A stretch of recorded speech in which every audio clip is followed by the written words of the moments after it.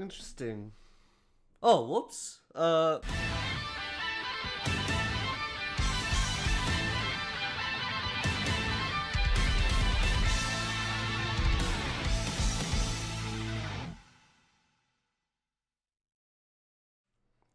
Greetings, programs, and welcome back to the Gamification, a place where we can get together as fellow geek consorts and talk about all the things happening in the world of movies, gaming, TV, comics, and what have you. Sorry I've been away for a while. Things were just all up in the air with my streaming content and stuff like that. Crazy. I just lose sense of time usually. But now that I'm back, hopefully for a while, let's get into the news because there's quite a lot to talk about. I've missed a bit of stuff, so I want to get over, talk about some of that stuff and some new stuff that's some of it's surprising. So let's get into the first segment that I like to call new news. It's good news, not always. So for news number one, I guess you could take it either way, good or bad, I don't know, but it is official. The Sonic the Hedgehog movie is being pushed back to 2020. This is from io9.com.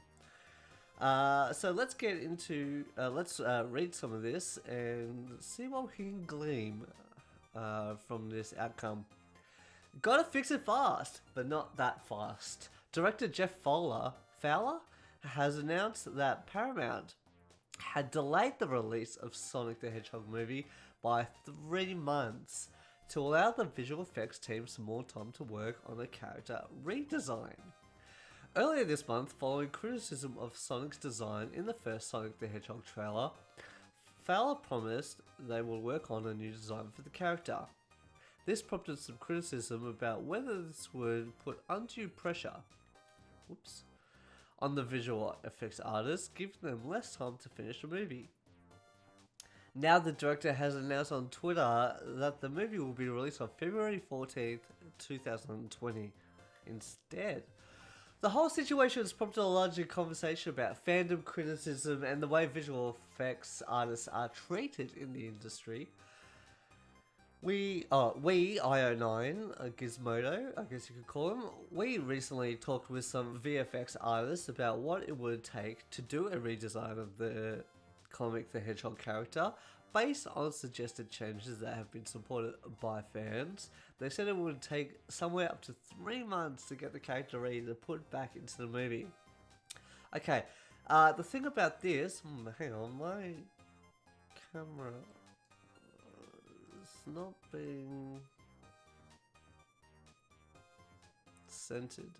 I don't like it. Okay, that's better, ish. So the thing about this is Paramount's giving into a fan toxicity, I guess you could call it, anger, and I don't know what you'd call it, just unpleasantness, where they're like, okay, I'll be the first to admit that I wasn't a fan of the character design of Sonic. But I was never a big Sonic fan to begin with, right? So, my opinion doesn't matter, I guess, when it comes to the visuals. But the fact that Paramount's going, oh, they didn't like it, let's quickly change it. Let's quickly change what we designed, what we wanted to do to help to make fans happy, to make people happy. It's just kind of, it's a little absurd, but it's also a bit sad where it's like, let's change our entire vision to suit people that might actually still hate the movie at the end anyway, you know? Because I've noticed the thing about fans is they can hate it. No, what would you call it? It's like fans are going to hate something, fans are going to love something, and then if you change that, they're either going to hate it or love it. So what I'm saying is you can't win. You can't win with fans, and I'm a fan. Like, okay, look at The Last Jedi, for example, right? That movie was so divisive, but I know I'm one that really enjoyed it. I know plenty of people that didn't like it because it's just not what they wanted or what they expected. Okay, and there's another problem with the VFX stuff. It's like, all right, animation is really hard. It takes so long, right? And it gets expensive. The fact that Paramount's delaying it just to get the VFX artists to go, alright, let's crunch this, let's change it all up. Well, not all up, I guess, but to have to completely redesign the character of Sonic, it's almost like saying, okay, let's take that out, put in a new design, but then you have to reanimate that whole model, usually. It depends. If it's just a face thing, then yeah, it shouldn't be too hard.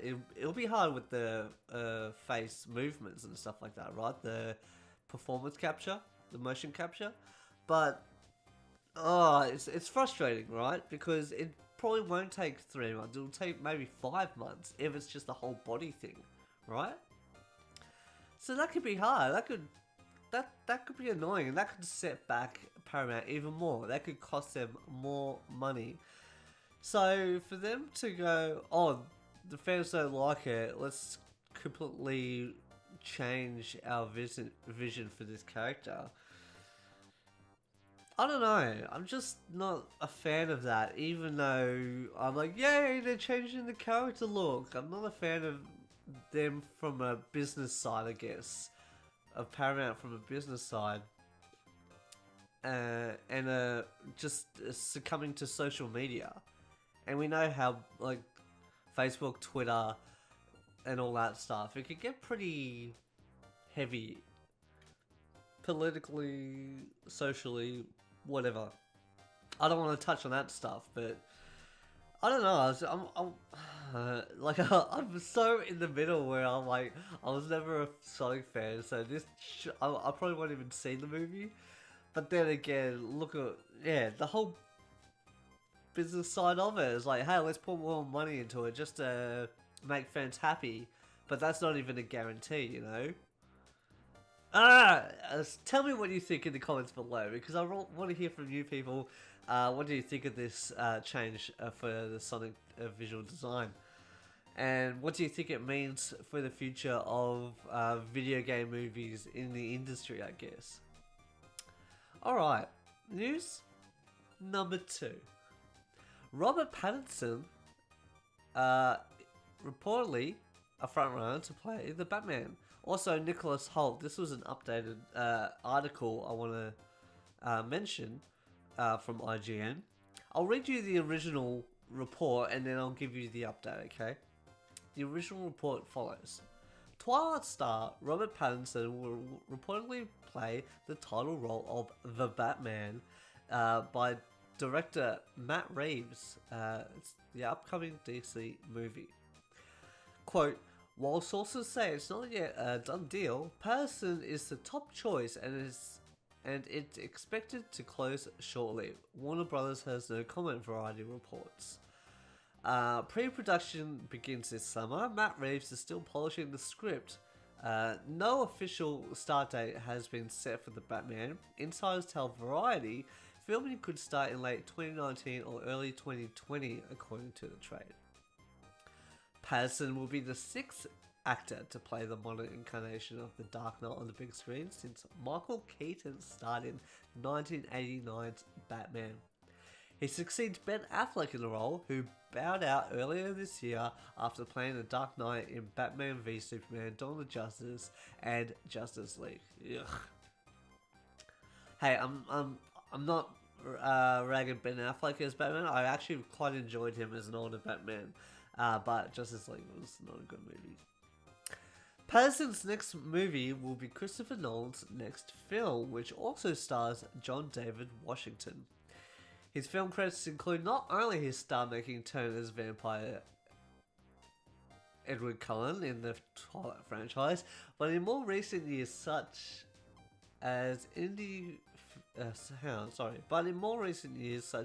fare as The Lost City of Z, High Life, Maps to the Stars, and Good Time. I heard Good Time's a really good movie, and Robert's really good at that movie, so if you want to see some of his wider range, I guess watch those movies. So tell me what you think about the Batman. Okay, and the update. Sorry, I almost forgot about that. Deadline reports that the role of the Batman remains uncast, but that both Robert Pattinson and Nicholas Hoult, who is based in the current X-Men films, the Young X-Men or something, like X-Men Origins or whatever you want to call it. No, not X-Men Origins. X-Men First Class and all that, you know, Days of Future Past. So Robert Pattinson and Nicholas Hoult are the front runners to star. So if it's not Robert Pattinson, it will be Nicholas Hoult. I think that'll be interesting as well because he's a bit thinner, a bit lankier. Yeah, so tell me what you think. Are you looking forward to the Batman by Michael Reeves? Michael Reeves? Matt Reeves. Sorry, my bad. Yeah, so let me know. We had the other Batmans obviously in the movies, and we also had the Batman from Gotham as well, I think, which was kind of interesting how they ended it like that.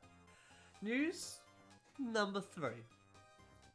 God of War reaches 10 million lifetime sales. This is from GamesIndustry.biz. 10 million! That's crazy! Okay. PlayStation 4 exclusive God of War has sold more than 10 million units since launching in April last year. Developed by Sony Santa Monica, it joins Uncharted 4 and The Last of Us Remastered as some of the platform's highest selling exclusives. Pardon me. The figures were revealed during an investor presentation by Sony Interactive President and CEO Jim Ryan. During the presentation, Ryan also confirmed the game streaming will be part of Sony's mainstream business model with its next-gen console. So this is kind of like a double news thing. I'll just put it out there. First, details of the hardware were revealed last month, but for the first time, Sony showed off some of the console's capabilities courtesy of its new solid-state hard drive. Footage of Insomniac's PlayStation exclusive Spider-Man showed the game load in under 1 second, compared to the 8-second loading time of the PlayStation 4 Pro. Remember, that's different from the standard PS4, so PS4 Pro also has an already increased performance rate, right? Increased hardware. And for the possible PlayStation 5 to load games in under a second, that's ridiculous. But it looks amazing. Like they did like a fast stream kind of thing where they just push the camera through at high speed, and you can tell from the PlayStation 4 Pro that it will kind of like stop and wait to load in and then keep going. But with this new version, it will just keep going. It will just keep. It will automatically. It was just the loading was so quick, right? That it was almost like a high-speed stream. It was great. Well, Sony's yet to reveal any further details of the new console. Ryan's presentation confirmed the PS4 would remain the engine of engagement and profitability for the next 3 years. That's hardly surprising given the aging console has now sold 96.8 million units since launch in 2013. So if the PS4 still has 3 years of the lead as the leading revenue driver for PlayStation, it would match the 9-year lifespan of the PS2, which sold 159 million units. So that's kind of like a double congratulations for Sony. For PS4 to sell almost 100 million units since 2013. That's a big feat, right? 96.8. That's crazy. And also for God of War, they've won a ton of awards and it's well deserved. Fantastic game. But they sold 10 million copies. 10 million. That's crazy. I'm losing my mind. Alright, so that's the end of the main news segment. Tell me what you think about any of that stuff. Now, let's go on to the next segment that I like to call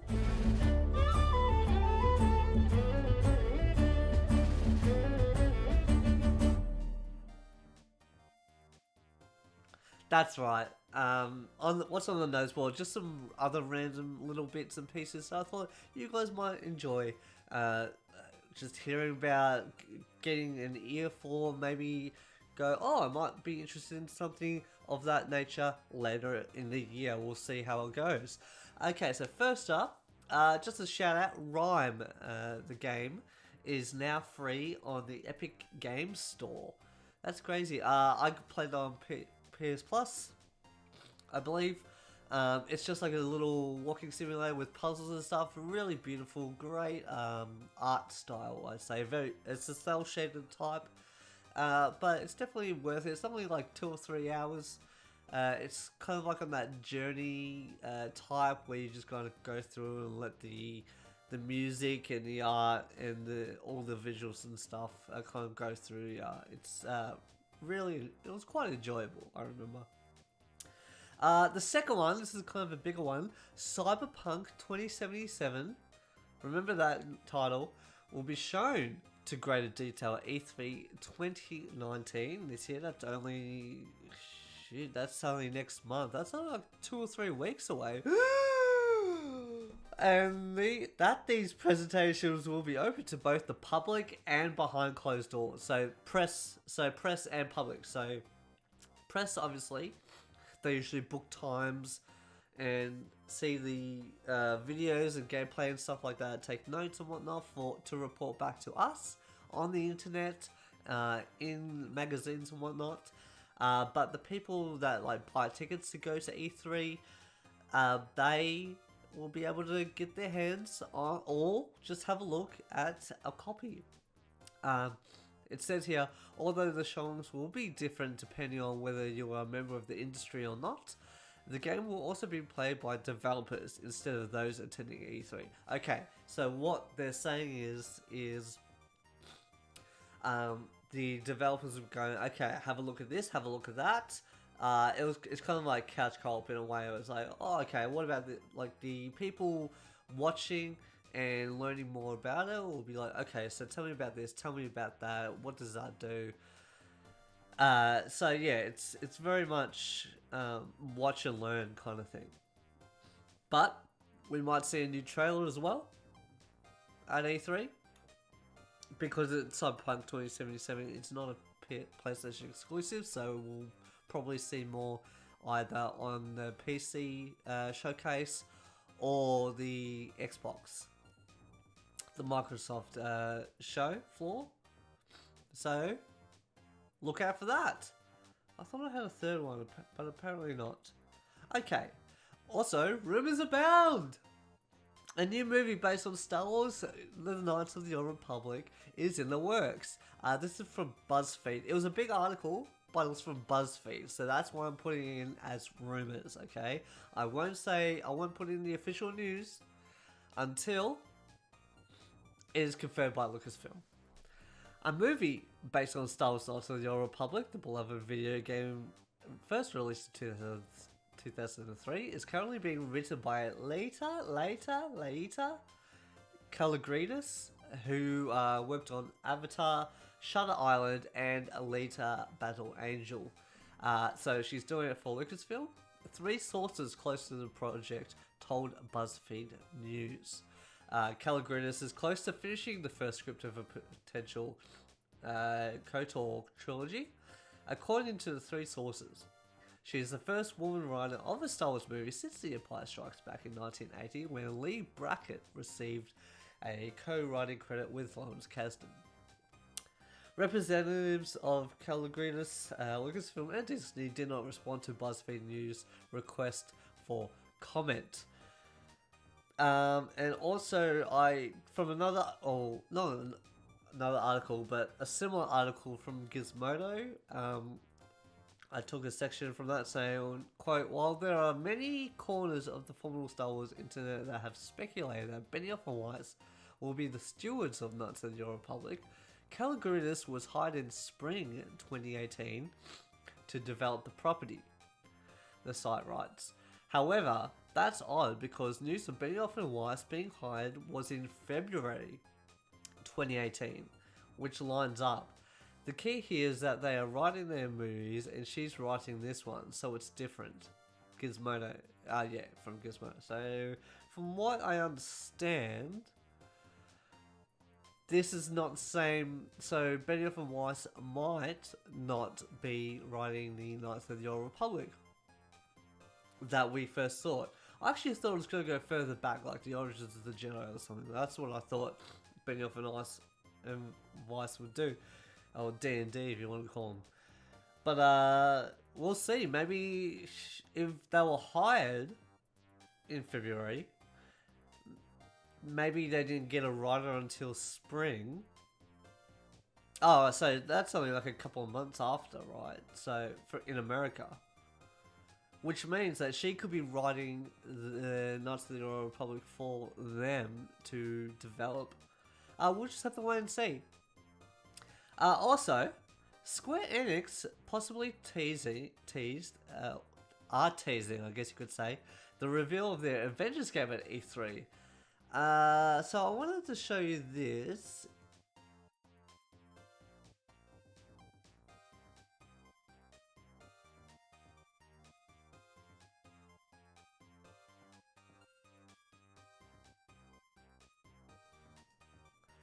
Okay, so as you can see, the top one, you see the Square Enix live, the details. But on the sides, the panels afterwards is blue, green, purple, and yellow. So what do they look like? Infinity Stones, right? So we could think that their main game, or one of their games, is going to be shown off as the Square Enix Marvel's Avengers game. We're looking forward to that. I think there was a more detailed story-heavy game with action, obviously. It's not just a fighting game, I don't think, and it might be like an adventure game or something. We don't know the details, but we've been looking forward to it since 2015, 2016. So, look forward to that, as well as more news from Final Fantasy VII Remake. They're definitely showing that at Square Enix. That's only 2 or 3 weeks away. Oh my god! I don't think I'll be doing streaming of E3, but I will be doing wrap-ups like I did with Star Wars Celebration. And if you haven't checked that out, check that out on my channel as well. Thanks. Alright, games out this week. All the games that have been released or have had, not all the games I guess you could say, but the ones that have had good reviews I thought people might want to check out. So here we go. This is the last segment for this week. Team Sonic Racing, all platforms. Everybody's Golf VR. That's very fun. Back in 1995. PS4, Xbox One, and the Switch. Observation.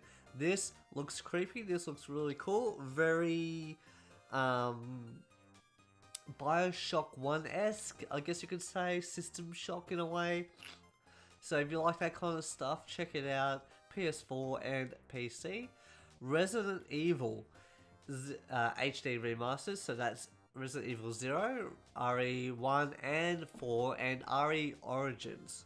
All remastered in HD for the Nintendo Switch. So get those if you haven't played them yet. Dauntless. PC, Xbox One, PS4. This is a very Monster Hunter type game. It is free on PS Plus, I believe. Or it's just free to play. I can't remember, so correct me if I'm wrong. So go check that out. I'm going to be playing it next week. Assassin's Creed 3 remastered for the Switch. Fission Superstar X, Xbox One. Slay the Empire! PS4. This War of Mine, definitely play that on the Switch. Cronus Arc, Vita and the PS4, I believe that's a remaster. American Fugitive on the Switch and Xbox One. And Minion Masher on the Xbox One. Alright guys, whew! That's quite a lot. So tell me what you think of what's happening in the news this week or last week. Did you see the Rise of Skywalker screenshots, for example, from the Vanity Fair magazine layout, I guess you could call it. But anyway, let me know. I'd love to hear from you guys. Talk down in the comments below. Hit me up on any of my socials down here. Hey, check out my Twitch stream. I've been playing Twitch game. I've been streaming on Twitch. Playing Star Wars games, random other games, Final Fantasy as well. We're finishing that up next week. Finally, it's only been like, I don't know, over a month or something. Oh boy. But yeah, I'd love to hear from you there as well. Come hang out and talk, and yeah, I'd love to chat with the people there. Yeah, so until then, I should also remember to please like this video, subscribe to the channel, it really helps us out, and to try and make better things for you, try and find more things to talk about. Let's try and help let's build this community up a bit. That's what I like to ask of you more. Yeah, please like the video. That's all I can ask at the moment. Remember to hit me up on any of my socials if you have any questions or comments, or just want to talk, just want to hang out and talk about random crap. Honestly, that's fine. Twitter is perfect for that. Twitch is perfect for that. But until then, thank you. Jacko out. End of line.